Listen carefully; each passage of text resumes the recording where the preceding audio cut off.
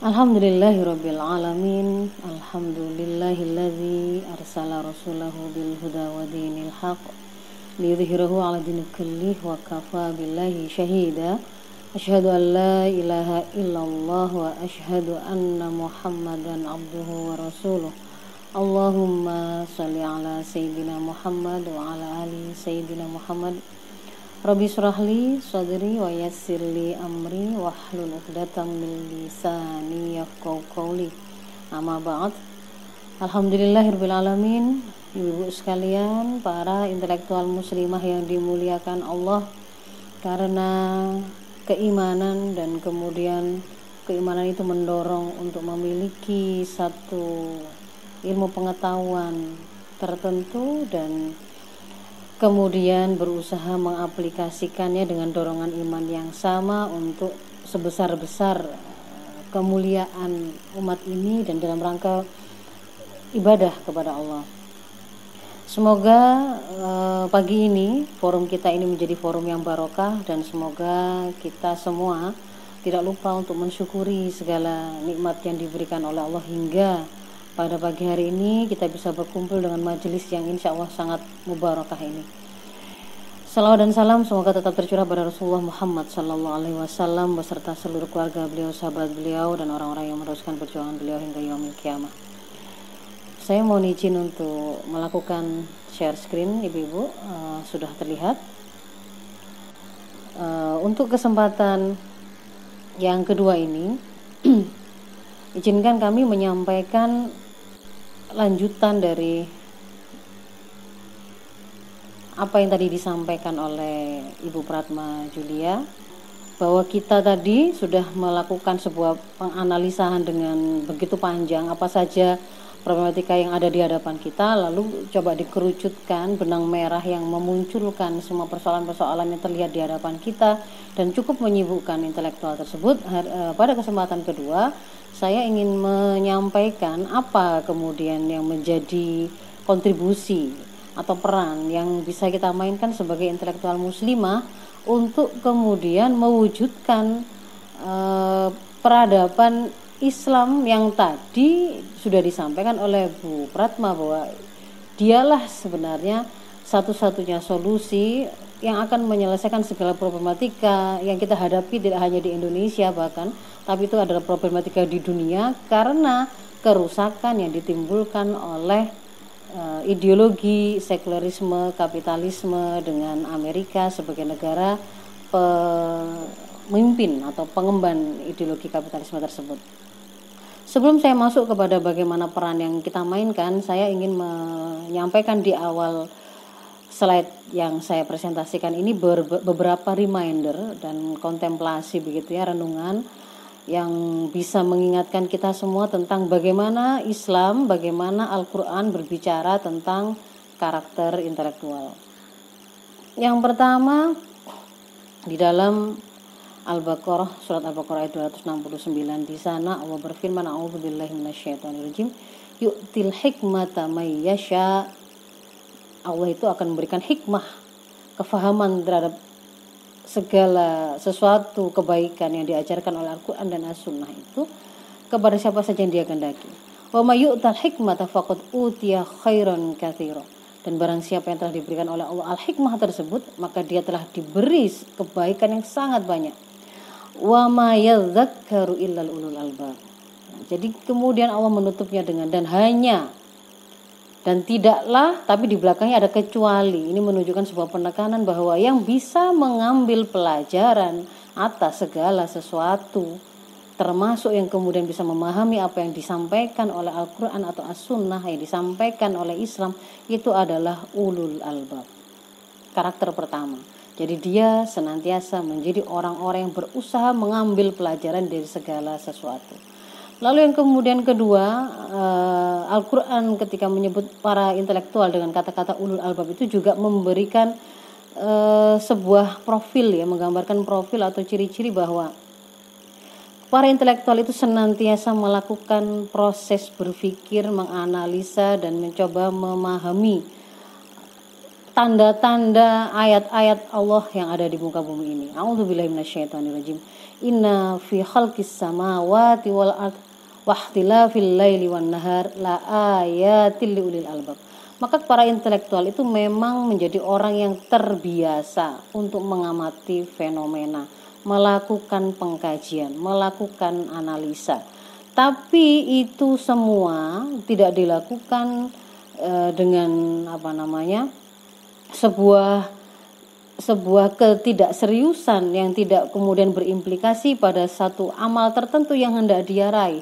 Dia melakukan pengamatan itu, melakukan pengkajian itu sebagai bagian dari dorongan keimanan yang dia miliki.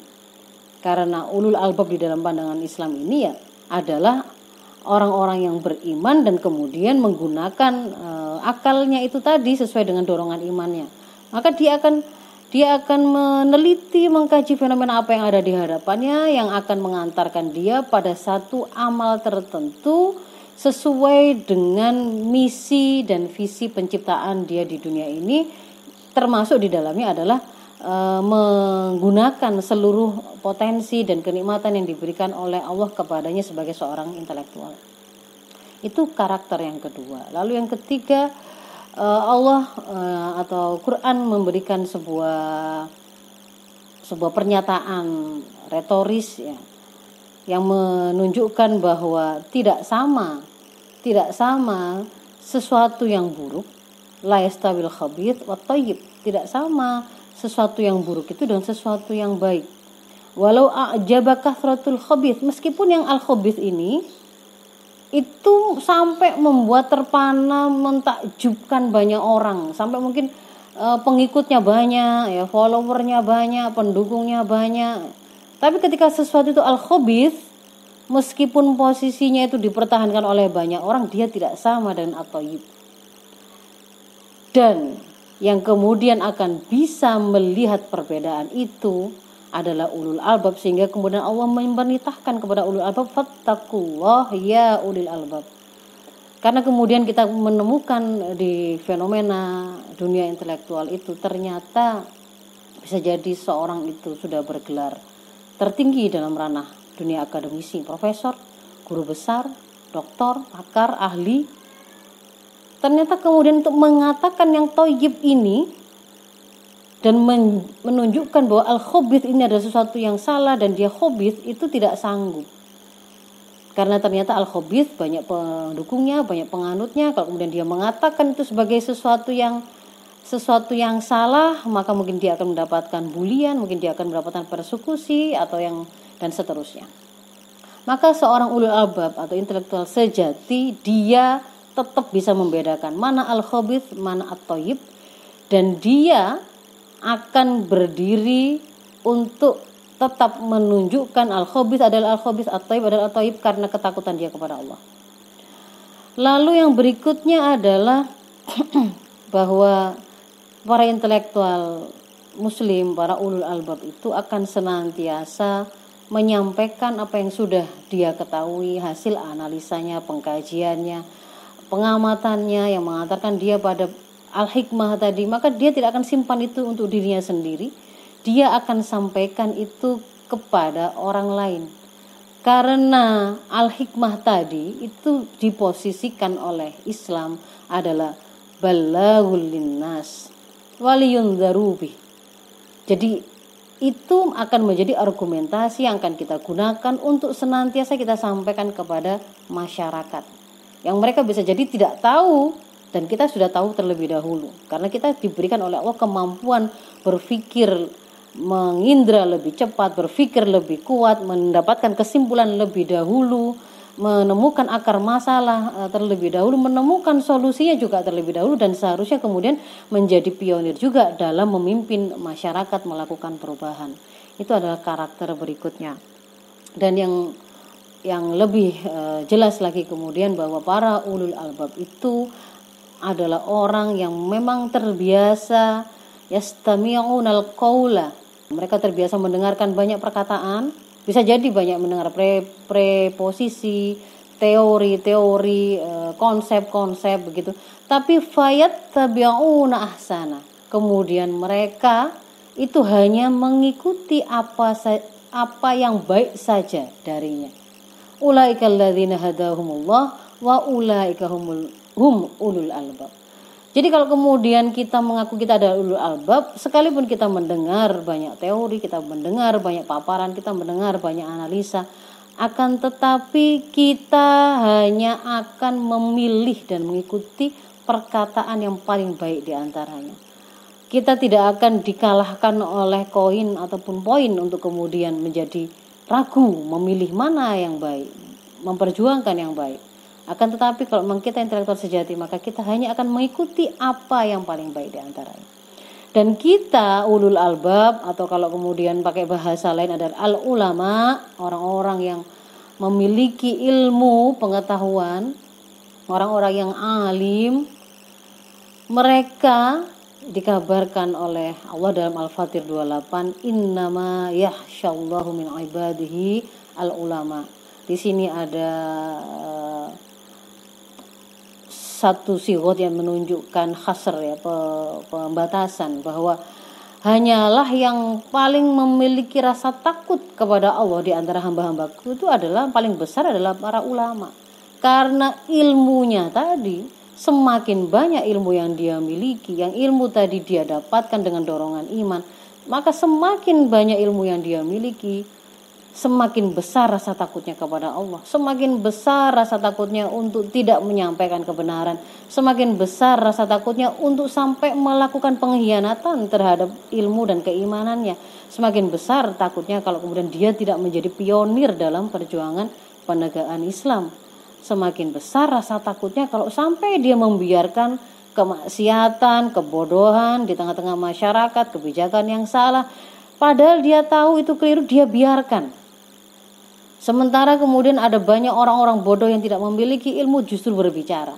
Maka semakin tinggi ilmu seorang intelektual muslim, muslimah, maka dia semakin memiliki rasa takut kepada Allah. Rasa takutnya kepada Allah mengalahkan segala rasa takut apapun yang ada di dunia ini. Takut pada kematian, takut pada jabatan, takut pada kehilangan jabatan, takut pada terputusnya nafkah, atau takut pada bulian, takut pada celaan, dan seterusnya. Rasa takutnya pada Allah itu jauh lebih besar dari semua itu, membuat dia hanya akan fokus dan menjadikan apa yang diridhoi dan dimurkai oleh Allah sebagai standar dia beramal. Dan ini kemudian Imam Ghazali memberikan satu narasi, satu gambaran begitu, bahwa lazimnya, jadi mestinya tradisinya orang berilmu itu memang bukan semata-mata, jadi tradisinya itu bukan menjadi orang yang kemudian fokus dan keilmuannya dalam kotak kebidangannya sampai membuat dia tidak bisa mengetahui apa yang sedang terjadi di tengah masyarakatnya. Ada persoalan-persoalan apakah yang sedang terjadi di tengah masyarakatnya? Apakah semua orang itu sama seperti dirinya bisa mengakses pendidikan tinggi? Apakah semua orang di luar dirinya itu juga sama seperti dirinya bisa menggunakan, mendapatkan fasilitas mengakses kuota dengan enak sehingga tidak mendapatkan kesulitan mengakses informasi dan seterusnya? Tradisi orang berilmu dalam Islam adalah mereka menjadi bagian dari orang-orang yang dilahirkan oleh Islam, dilahirkan oleh Islam itu menjadi khairu ummah ukhrijat linnas, bagian dari generasi terbaik yang dilahirkan untuk seluruh umat manusia. Kenapa kok mereka sampai bisa menjadi khairu ummah itu tadi, ukhrijat linnas, untuk seluruh umat manusia? Bukan karena berderetnya titel-titel yang mereka punya, berderetnya gelar-gelar yang ada di depan maupun di belakang mereka, tetapi karena mereka melakukan ta'muruna bil ma'ruf wa tanhauna 'anil munkar wa tu'minuna billah. Mereka melakukan amar ma'ruf nahi mungkar karena dorongan iman. Itu yang kemudian menjadikan umat ini itu menjadi umat yang terbaik. Nah, maka tradisinya orang berilmu karena mereka adalah orang yang paling tahu tentang apa yang salah, apa yang benar, apa yang keliru, apa yang maksiat, apa yang itu merupakan ketaatan. Mereka akan senantiasa mengoreksi para penguasa. Mereka membersihkan niatnya, meluruskan niatnya sehingga melayakkan profilnya begitu ya, memantaskan profilnya sehingga sampai kemudian lisan-lisan mereka ini menjadi lisan-lisan yang berat kalimat-kalimatnya, sehingga ketika itu disampaikan menjadi sebuah nasihat yang berpengaruh, bisa meluruskan penguasa yang keliru dan seterusnya. Akan tapi kalau kemudian ketika kemudian para intelektual tadi sudah digenggam oleh cinta dunia, harta dan jabatan, maka kalimat mereka pun tidak bermakna. Apalagi kemudian ketika digunakan untuk mengingatkan para penguasa dan para pembesar. Padahal mereka punya kontribusi pada terjadinya kerusakan yang dilakukan oleh para penguasa tadi. Rusaknya masyarakat karena rusaknya kebijakan yang ditetapkan atau dibuat oleh penguasa, dan rusaknya penguasa gara-gara orang-orang berilmu itu justru diam, minimal diam. Ketika dia tidak mengoreksi mereka, diam saja itu sudah berkontribusi pada kerusakan masyarakat. Maka dari semua yang kita sampaikan tadi menjadi sebuah renungan bagi kita dan juga bisa menjadi bahan untuk membuat kita sadar bahwa kita itu punya potensi dan modal yang luar biasa istimewanya yang tidak dimiliki oleh kalangan lain. Yang makna dari kelebihan potensi ini adalah bermakna tanggung jawab yang lebih kita kepada Allah yang akan ditanyakan semua potensi-potensi ini. Yang pertama adalah potensi intelektualitas. Ini sudah tadi panjang kita bahas. Kita mudah memahami hakikat segala sesuatu, akar persoalannya, ketemu dengan solusinya. Mestinya kemudian diikuti dengan kita menjadi orang yang pertama merealisir solusi itu, memperjuangkan solusi itu tegak di tengah masyarakat. Intelektual hari ini kalau kita lihat, apalagi kalau hari ini ya, karena ilmu dan dunia pendidikan tinggi itu sudah dijadikan sebagai salah satu dari alat produksi. Mereka dikejar memang oleh industri, dan mereka kemudian yang ada di sana relatif tercukupi dalam hal harta. Maka mestinya itu juga akan menjadi pertanggungjawaban tersendiri kita kepada Allah. Yang berikutnya bahwa dengan kita menjadi seorang intelektual, dosen di kampus, di dunia pendidikan tinggi, kita terkoneksi dengan orang-orang pilihan dari kalangan mahasiswa yang siap mendengarkan kita, yang menghormati kita, yang siap mendengarkan arahan kita, motivasi kita, dan apapun yang mau kita sampaikan di situ. Kita terkoneksi dengan dunia kampus, yang dunia kampus ini posisinya itu hierarkinya dalam dunia pendidikan adalah paling tinggi.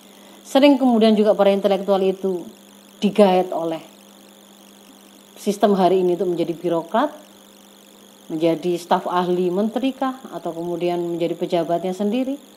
Kita kemudian juga memiliki jaringan ketika melakukan seperti pengabdian masyarakat begitu. Mesti ada organisasi-organisasi mitra yang kita kenal. Kita memiliki jaringan itu, dan juga kepada masyarakat langsung.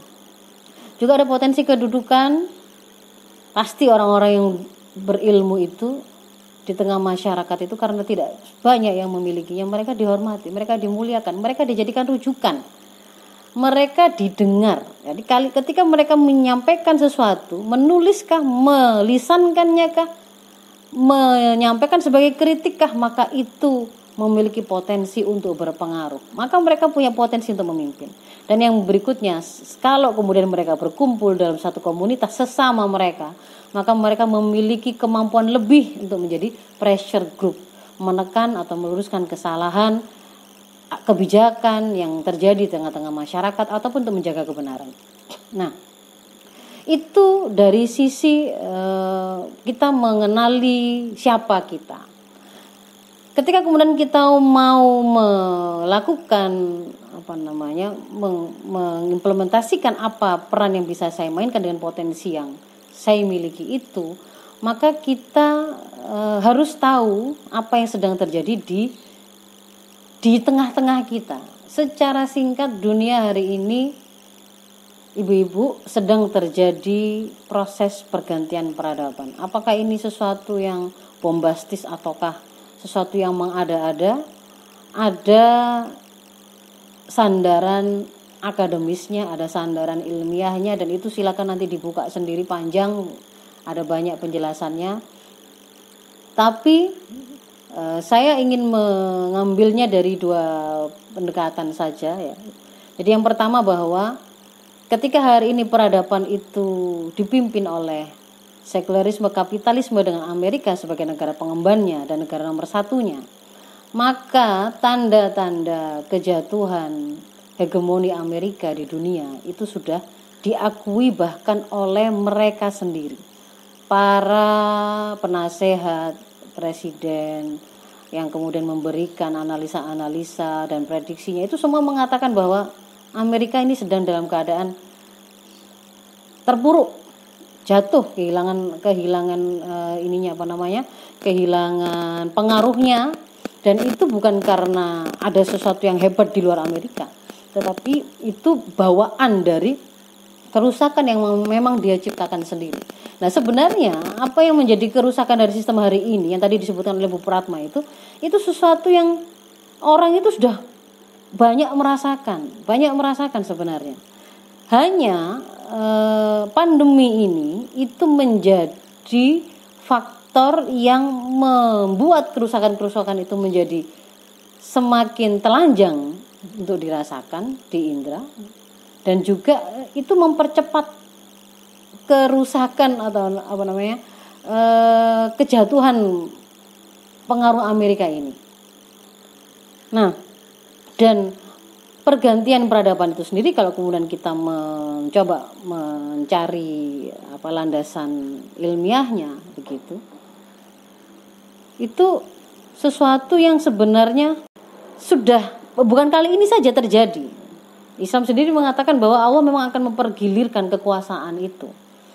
Kita sendiri juga sudah melihat sejarah itu menunjukkan bahwa ada kekuasaan, kerajaan, bangsa itu ada siklus kejayaannya sendiri, dan ada beberapa analisa dan beberapa kajian sudah membahas itu dengan detail. Di antaranya adalah apa yang disampaikan oleh Ibnu Khaldun di Muqaddimah. Yang menarik adalah bahwa di dalam bukunya Muqaddimah ini Ibnu Khaldun mengatakan wabah itu ternyata juga menjadi salah satu jalan pintas terjadinya perombakan tata dunia. Dan nanti ketika satu peradaban itu runtuh, maka ketika kemudian ada peradaban baru yang muncul, dunia itu seolah-olah di-reset, di-setting ulang seperti baru, berbeda dengan sebelumnya. Dan untuk kajian yang lain yang dilakukan oleh seorang pakar sejarah yang berusaha melakukan namanya otopsi historis gitu ya. Jadi dia mengumpulkan sekian banyak peradaban di dunia yang pernah ada, lalu dia baca, dia ikuti berjalan sampai keruntuhannya, maka kemudian dia menemukan ada tren yang mendahului runtuhnya satu peradaban. Itu adanya. Ini semua yang kita hari ini sudah kita lihat. Ada perubahan iklim, degradasi lingkungan, banyaknya ketidaksetaraan dan oligarki dan seterusnya. Dan yang menarik ada faktor eksternalnya yang juga akan mempercepat itu adalah ini, perang, bencana alam, kelaparan dan wabah. Jadi memang hari ini kita sedang ada dalam situasi yang seperti ada dua kubu ya, yang seperti sedang menanti kelahiran bayi. Bagi peradaban lama yang dia paham betul bahwa kayak misalkan Nabi Musa dan Fir'aun atau kerajaan Namrud ya, ketika kemudian dia meyakini bahwa kerajaannya, kekuasaannya akan hancur dan kelahiran seorang bayi laki-laki, maka dia akan berusaha untuk membunuh, mengaborsi kelahiran bayi-bayi itu sebelum dia kemudian sempat tumbuh. Kalau bisa belum lahir sudah dibunuh. Dan ini juga begitu. Jadi peradaban yang lama, sekularisme kapitalisme ini berusaha untuk mempertahankan umurnya dan berusaha untuk mencegah peradaban baru yang menggantikannya, karena dia paham kalau sampai peradaban Islam itu muncul berarti dia runtuh. Berarti dia kehilangan pamornya, habis berarti kekuasaan dan hegemoninya. Maka hari ini kita sedang ada pada situasi yang satu sisi itu berusaha untuk mengaborsi kebangkitan dan kemunculan peradaban Islam mulai dari jalan yang paling awal yang bisa mereka lakukan, bahkan sebelum janin itu dilahirkan, supaya tidak tumbuh sampai matang begitu.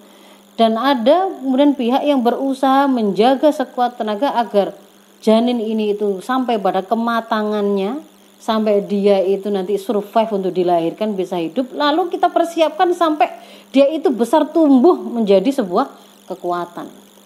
Nah, tadi kita sudah paham itu adalah peradaban Islam.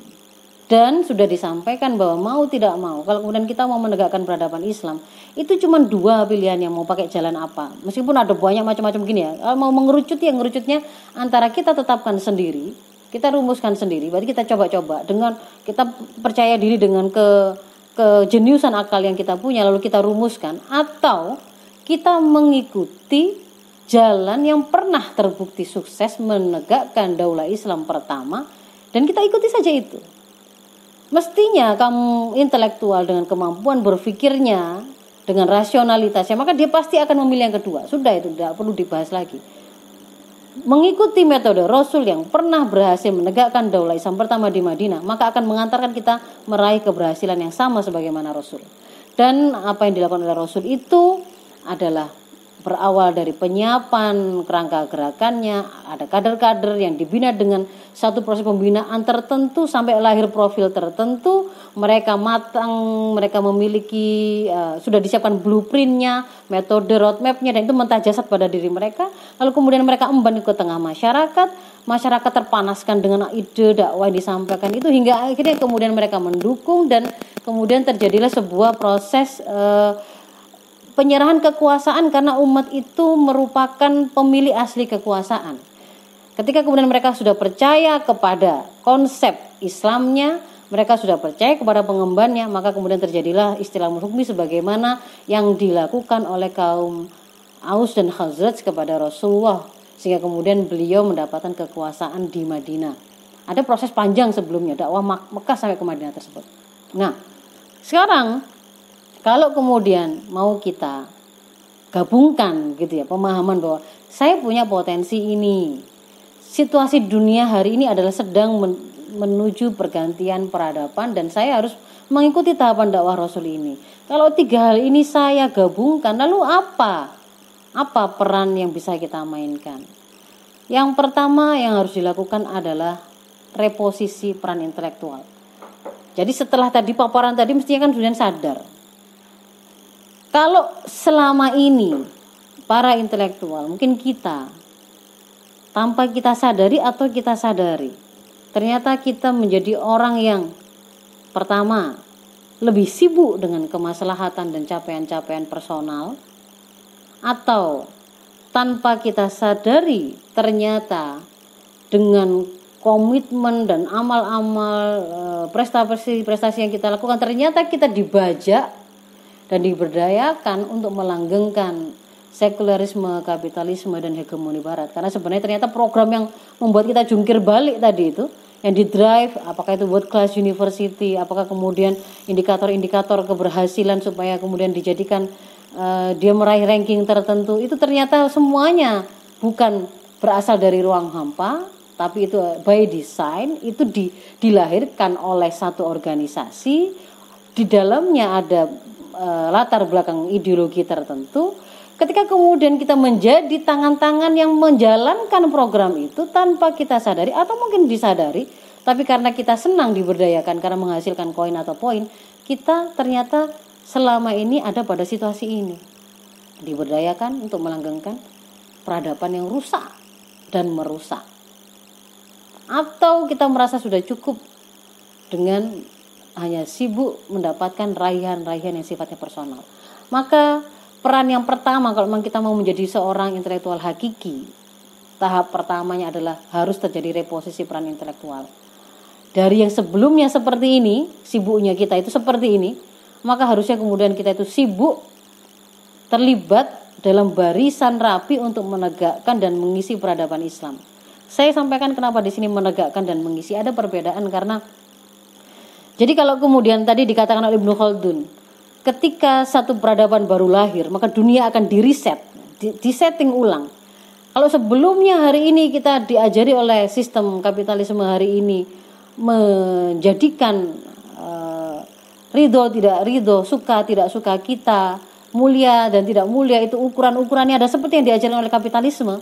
mulia itu ketika kemudian melakukan prestasi-prestasi yang ukuran-ukurannya mereka yang tentukan, lebih ke arah hal yang sifatnya materi, lebih ke arah yang sifatnya duniawi. Maka ketika nanti itu kemudian diganti oleh peradaban Islam, itu akan berubah. Orang ketika kemudian yang sebelumnya itu merasa hari ini diajari untuk merasa bangga dengan tampilan yang dianggap modis adalah ketika membuka aurat, nanti akan berubah. Sampai pada penguasaan ilmu alat, ketika hari ini orang merasa sangat butuh dan perlu dan malu kalau tidak bisa bahasa Inggris, pada saat kemudian peradaban itu nanti muncul baru, yaitu peradaban Islam, itu pun kemudian akan diriset begitu. Ketika memandang generasi hari ini hanya memandangnya sebagai aset ekonomi, sehingga kalau kemudian berpikir tentang kurikulumnya adalah bagaimana menghasilkan tenaga-tenaga yang siap diserap oleh pasar atau industri, maka besok pun akan berubah pandangan kita terhadap generasi itu, bahwa mereka seharusnya menjadi khairu ummah ukhrijat linnas, bahwa mereka seharusnya menjadi khalifatullah fil ard, yang mengelola bumi ini sesuai dengan apa mau Allah, bahwa mereka akan menjadi pengemban Islam ke seluruh alam sehingga menjadi rahmatan lil alamin dan seterusnya. Maka di sini kalau kita terjemahkan pada umur kita begitu ya. Mungkin kalau tegaknya peradaban Islam mungkin kita masih nututi. Tetapi untuk menjumpai bahwa peradaban itu akhirnya sampai pada kegemilangannya, pada capaian tertingginya, mungkin itu bukan masa kita. Mungkin masa anak-anak generasi kita. Sehingga mindset kita pun sudah mulai ke arah sana. Ketika saya mengajarkan anak saya itu sedang mengajar dia, saya sedang menyiapkan dia menjadi pelaku peradaban, pengisi peradaban Islam itu. Mungkin saya yang menegakkannya, tapi mungkin nanti anak saya yang akan menjadi khalifah di kekhilafahan Islam, yang akan mengirim pasukan ke pembebasan Roma, atau dia menjadi panglima perangnya, atau dia menjadi bagian wazirnya, atau dia menjadi pakar di situ, atau dia menjadi ulama yang menasihati penguasanya. Gambaran itu seperti itu, dan itu sejak sekarang harus para intelektual itu punya gitu loh, punya visi seperti itu. Bukan kemudian ikut saja arus apa kata peradaban hari ini, kita disuruh datang pagi pulang malam mengerjakan ini itu, kita ikuti saja sampai kita tidak pernah tahu bahwa sebenarnya dunia sedang bergerak. Kapitalisme itu pada keruntuhannya dan kemunculan peradaban penggantinya. Kalau kita tidak bersiap untuk mempersiapkan penggantinya, maka lalu siapa yang akan mengisi kekosongan itu? Yang paling layak yang menggantikan ya memang hanya Islam, karena ideologi cuma 3. Komunisme sudah jelas runtuh, kapitalisme barat sekarang sedang dalam keruntuhannya, maka Islam yang seharusnya kemudian tegak untuk memimpin peradaban dunia dan mewujudkan kehidupan yang lebih baik. Itu yang pertama. Berpikir berubah, posisi saya, reposisi peran saya dalam kehidupan ini seperti itu. Lalu yang kedua, setelah kita paham saya harus berkontribusi dalam menegakkan peradaban baru Islam tadi, mempersiapkan segala sesuatunya untuk munculnya peradaban baru itu, maka saya harus memiliki profil kapasitas sebagaimana seharusnya sebagai seorang yang bisa melakukan itu. Paling tidak yang pertama kita harus menjadi intelektual yang sudah selesai bangunan kepribadian Islamnya. Kalau dalam konsep Islam, bangunan kepribadian Islam ini bentukannya itu maksimal itu sudah terbentuk pada usia balik. Kalau kemudian usia berikutnya itu adalah pengokohan, pemantapan, pengindahan, menghebatkan untuk membangun profil kepemimpinan. Jadi lebih dari sekedar kepribadian Islam. Kalau kemudian sekarang kita ternyata saya masih banyak memiliki kekosongan sakofah Islam, sehingga ada banyak hal, banyak benda, banyak peristiwa, banyak amal yang saya tidak tahu hukumnya, sehingga saya tidak memiliki pola pikir Islami. Juga saya sangat jarang untuk mengasah nafsia saya dengan melakukan amalan-amalan taqarrub ila Allah, sehingga tidak terbiasa untuk dekat kepada Allah, taat kepada Allah, masih berat merasakan untuk taat kepada Allah. Sholat 5 waktu saja di akhir-akhir waktu dan seterusnya. Maka berarti ini ada ketidaklayaan profil yang harus segera kita kejar. Kepribadian Islam yang pertama. Lalu yang kedua, bahwa para intelektual muslimah itu tadi sampai pada level ini memang mereka pasti pakar dan ahli dalam bidang tertentu. Maka sesuai dengan metode historical Islam Fidarsi, metode pembelajaran dalam Islam, ketika kita belajar satu ilmu pengetahuan tertentu, maka harus sampai pada tataran menguasai amik, mendalam, pakar, ahli, maka harus kuasai betul itu. Nanti yang harus kemudian difahami bahwa ketika kita ada di dunia pendidikan tinggi, kita itu ada pada sebuah level di mana informasi ataupun kemudian ilmu yang disampaikan, bukan sekedar ilmu ya, sakofa yang disampaikan itu boleh saja yang ghairu Islam. Mungkin ada di antara ibu-ibu yang menjadi dosen ekonomi, yang ekonomi itu mengajarkan ekonomi kapitalis, atau menjadi dosen kebudayaan tertentu ya. Itu sakofa. Ketika di dunia pendidikan tinggi memang diperbolehkan oleh Islam sakofa ghairu Islam itu diajarkan, tapi harus diketahui, untuk difahami kesalahannya, kerusakan, dan kemudian koreksinya. Maka kalau sampai hari ini kita menjadi intelektual muslimah, ngaku pakar dan ahli, ternyata kemudian kita justru tidak memiliki sandaran sakofa Islamnya untuk menafsiri atau menghukumi sakofa ghairu Islam yang kita ajarkan, maka bersiap-siaplah, berarti kita mengajarkan kesesatan dan itu haram. Jadi kita boleh mengajarkan sakofa ghairu Islam, tapi sampaikan itu koreksinya dalam Islam seperti apa.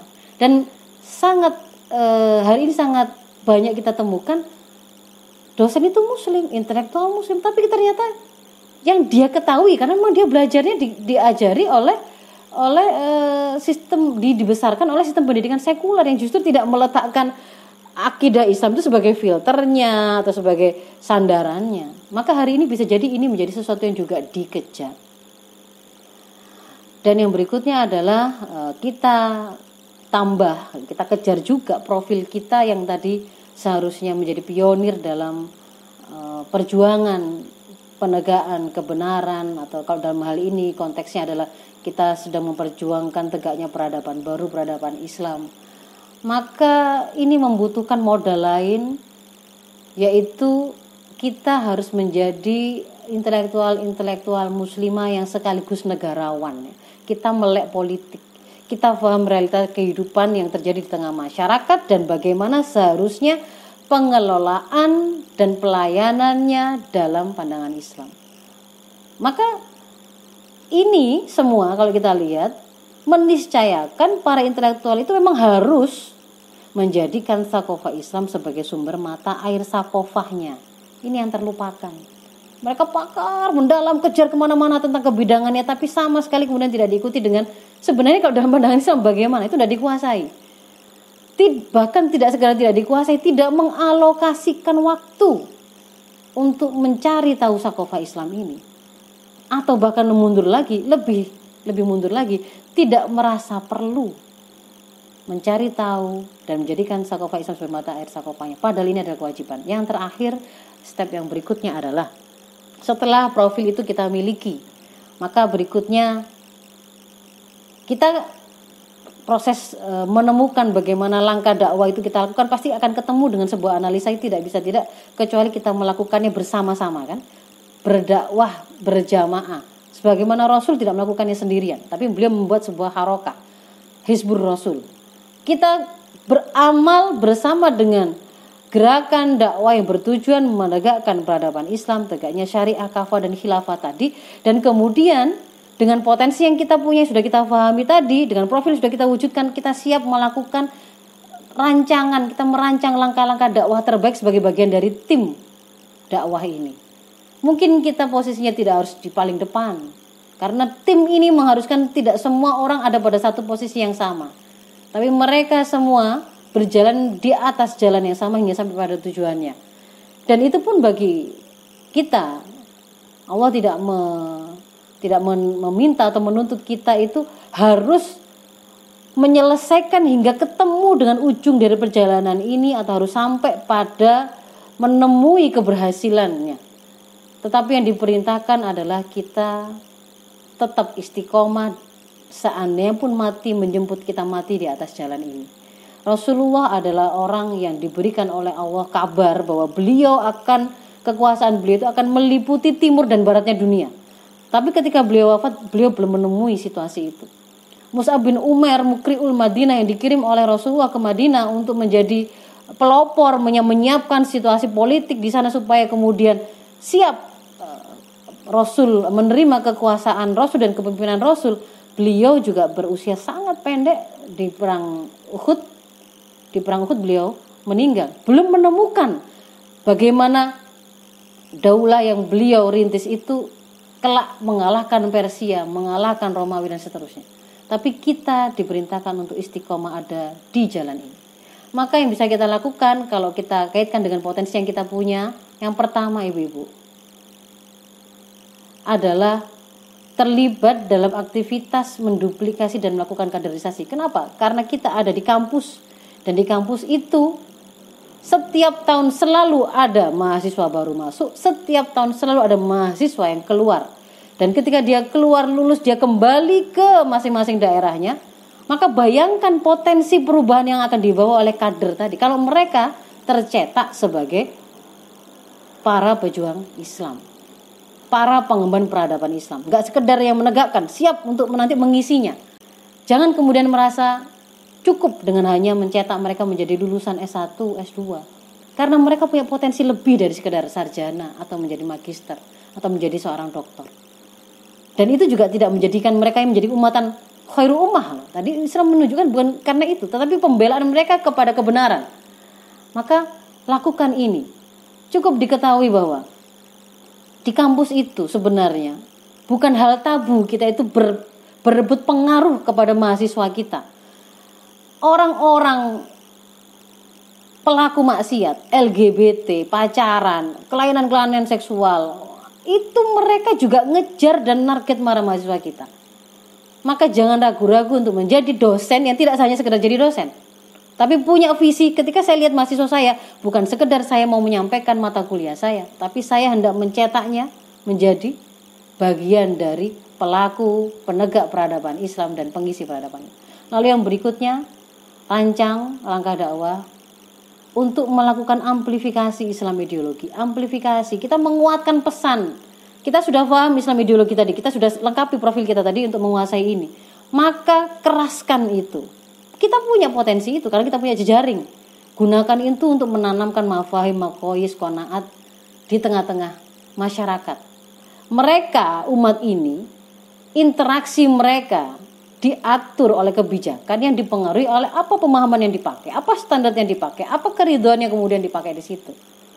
Kalau kemudian pemahaman, standar dan qanaat mereka, ridho tidak ridho mereka itu connect dengan penguasa, yaitu sistem sekuler, maka terjadilah sebuah interaksi antara hubungan antara penguasa dengan rakyat yang kuat tapi salah.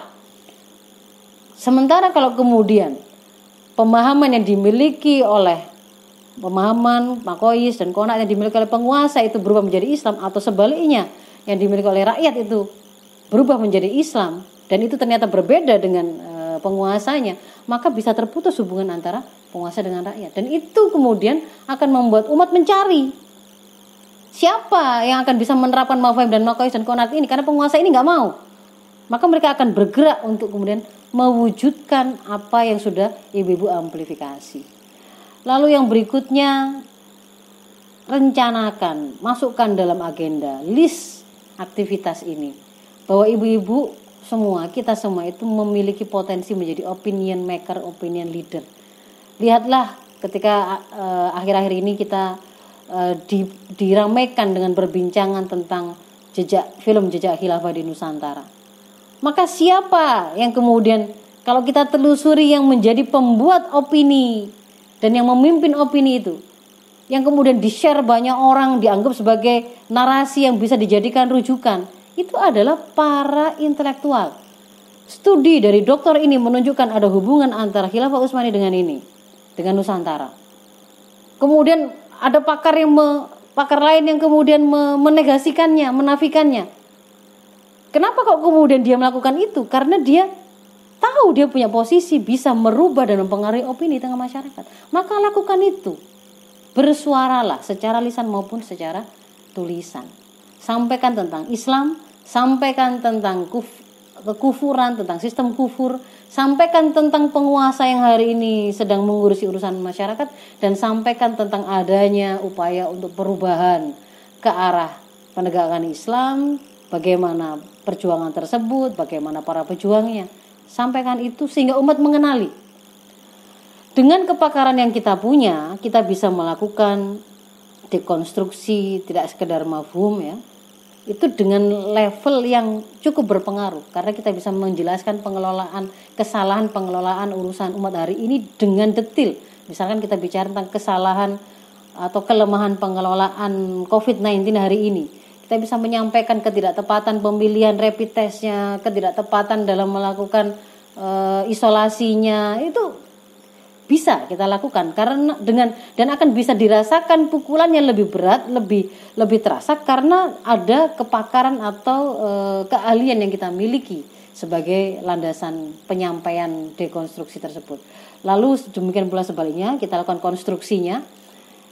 Saya ingin tambahkan, kalau hari ini Ibu-ibu seharusnya ketika bicara konstruksi tidak sekedar menyampaikan bagaimana pengaturan Islam secara umum, tapi seharusnya karena ada basic keilmuan tertentu, pakar tertentu, keahlian tertentu yang kita miliki, cari kaitannya itu dengan tegaknya peradaban baru itu. Misalnya kalau ekonom, bahwa kita tahu sistem mata uang nanti ketika khilafah tegak itu adalah menggunakan sistem mata uang emas perak. Maka bagaimana gambaran transisinya atau peralihan dari sistem mata uang hari ini yang berbasis kertas tidak disandarkan kepada mata uang emas perak kemudian menjadi emas perak.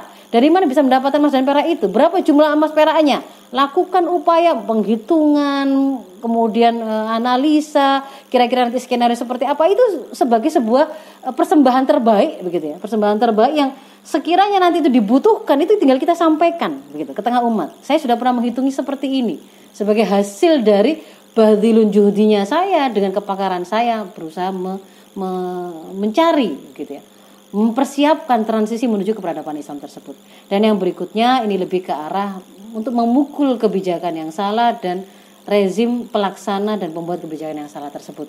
Bisa kita lakukan baik secara personal maupun komunal. Ibu-ibu, demikian yang bisa saya sampaikan. Itu mungkin sedikit gambaran bagaimana dakwah ini seharusnya kita para intelektual muslimah itu lakukan. Saya kembalikan kepada Ibu Moderator. Assalamualaikum warahmatullahi wabarakatuh.